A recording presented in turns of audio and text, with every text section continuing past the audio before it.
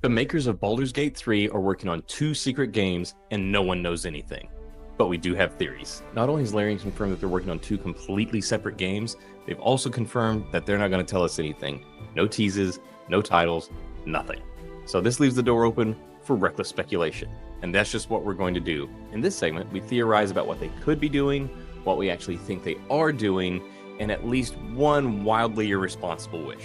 Drop a like. We'll talk to you in the comments. And another thing that came out in the news was Larian Studios, our friends at Larian Studios. So, Jay, you were the one that actually sent this story to me. So tell me what's going on with Larian. When I first opened it to open up my tools, I saw it literally in my feed. Larian Studio, Baldur's Gate developers to work on 2 games simultaneously. And they talked about, hey, we just did our last patch for Baldur's Gate 3, Which and was we feel like massive.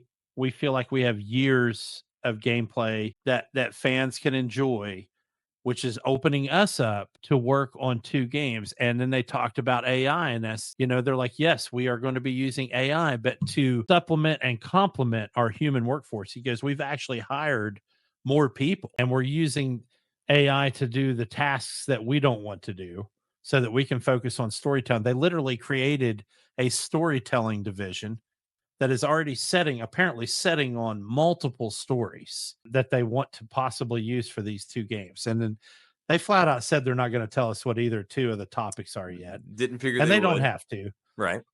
But they are actively in development on 2.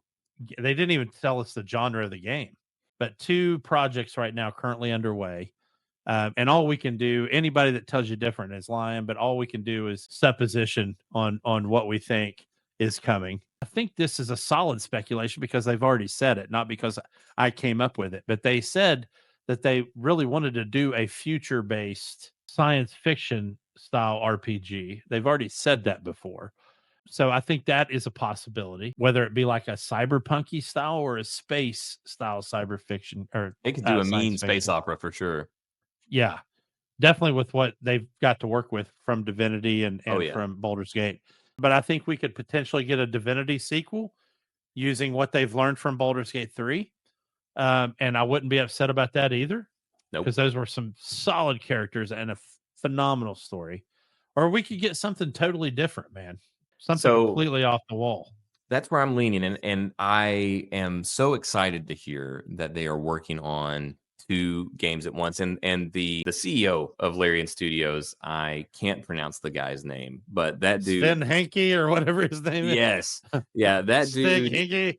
that dude is an absolute boss. And he's talked about the culture of making games, and he's a real advocate for his employees, for gamers, for his people. So and there he is in a full suit of armor for those of you that are watching, accepting his game award.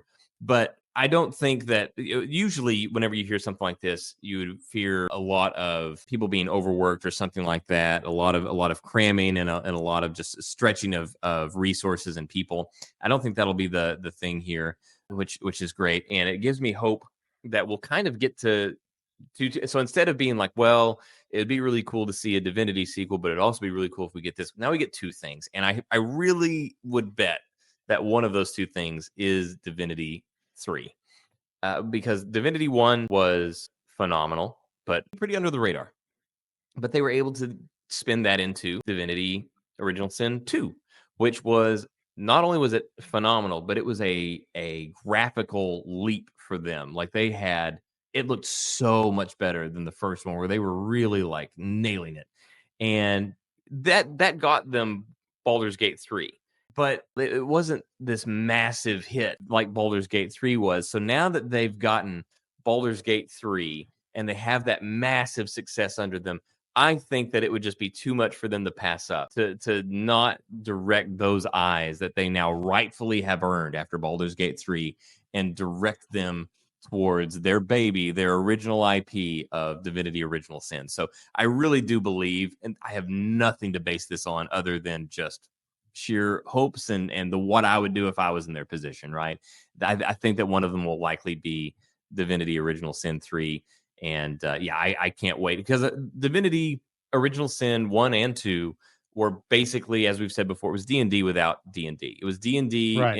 in everything but name, and they kind of like played with some of the rules and changed them up since they could because it wasn't D&D.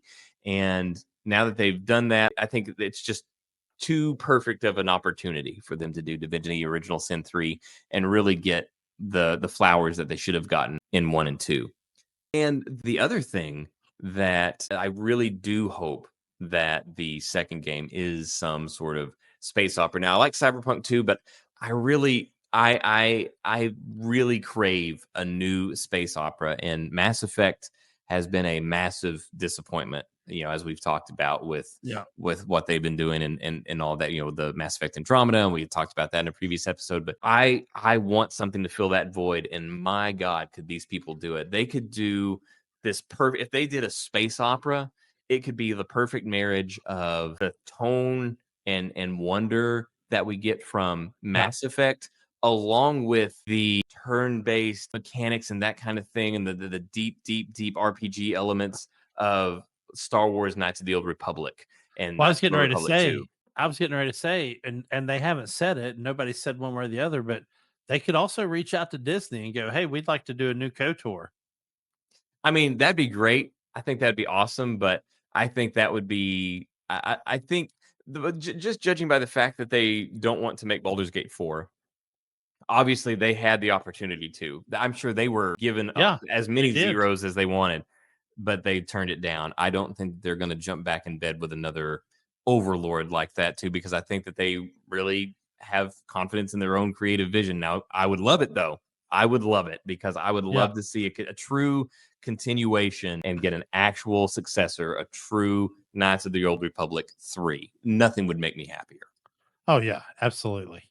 That would be wonderful. Well, hi. If you're seeing this, it means that you have watched the video all the way to the end. And I honestly can't tell you how much I appreciate that. We are brand new. We've only been around for a couple of months, and we're changing and growing rapidly and wildly. And we're trying to improve and constantly get better. So if you've made it this far, please let me know what made you stay. Let me know what'll bring you back, what changes we can make, because we're clearly the same kind of nerd. So please like, subscribe, leave a comment, tell us exactly what you want, and let's have a discussion and we'll make it happen. Thank you. Thank you. Seriously, from the bottom of our hearts, thank you so much.